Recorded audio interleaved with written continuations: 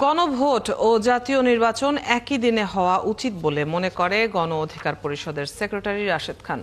বুধবার গণতন্ত্র মঞ্চের ডাকে এনসিপি, এবি পার্টি সহ 9 দলের বৈঠক শেষে এমন মন্তব্য করেন তিনি। আর এনসিপি নেতা নাসিরউদ্দিন পাটোয়ারি বলেছেন, সংস্কার থেকে মুখ ঘুরিয়ে দিতেই বিএনপি মনোনয়ন প্রক্রিয়া শুরু করেছে। জুলিয়া তানহার প্রতিবেদন। 4 গুণ শক্তিশালী এনজাইম ও অধিক ফেনা সমৃদ্ধ অরিক সিলভার ওয়াশ মাত্র 70 টাকায়।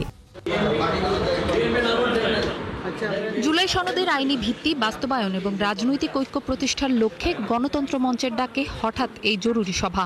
এতে যোগ দেয় তাদের শরিক 6 দল সহ এনসিপি, এবি পার্টি, গণ অধিকার পরিষদ। দীর্ঘ বৈঠকে জুলাই সনদ বাস্তবায়নের জটিলতা নিয়ে আলোচনা করে দলগুলোর প্রতিনিধিরা। গণভোট ও নির্বাচন নিয়ে আলোচনা করেন তারা। নির্বাচনের কোনো বিকল্প নাই। সংস্কারের একটি গুরুত্বপূর্ণ উপাদান হলো নির্বাচন। যথাসময়ে নির্বাচন হতে হবে। বিশেষ করে আমরা এর আগেই বলেছি যে গণভোট এবং জাতীয় নির্বাচন একই দিনে হওয়া দরকার। কি করা যায়, কোন পথে এটাকে সমাধান করা যাবে, সেই সব বিষয়ে মতবিনিময় করার জন্য বসছিলাম। আমরা নিজেদের মধ্যে কিছু বিষয়ে কাছাকাছি এসেছি এবং আমরা অপরাপর যে রাজনৈতিক দল আছে তাদের সাথে আমরা আবার কথা বলাটা অব্যাহত রাখবো। জুলাই সনদ বাস্তবায়ন নিয়ে সরকারকেই সমাধান করতে হবে বলেও মনে করেন নেতারা। এক একটা রাজনৈতিক দল এক একটা ফর্মুলা প্রপোজ করে এবং সরকারের উপর চাপ সৃষ্টি করে। সরকারের কাছে এনাফ আলোচনা হয়ে গেছে। সরকার চাইলেই এখন একটা সিদ্ধান্তে পৌঁছতে পারেন।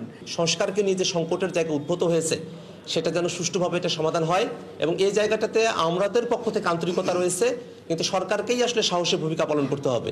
আর বিএনপির মনোনয়ন প্রক্রিয়া নিয়ে কঠোর সমালোচনা করেন এনসিপি নেতা নাসিরউদ্দিন।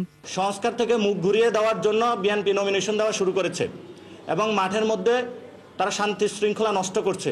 সভায় এছাড়াও আলোচনা হয় জামাত বিএনপির বাইরে তৃতীয় রাজনৈতিক শক্তি হিসেবে মধ্যপন্থার দলগুলোকে নিয়ে জোট করার চিন্তার কথা নিয়েও।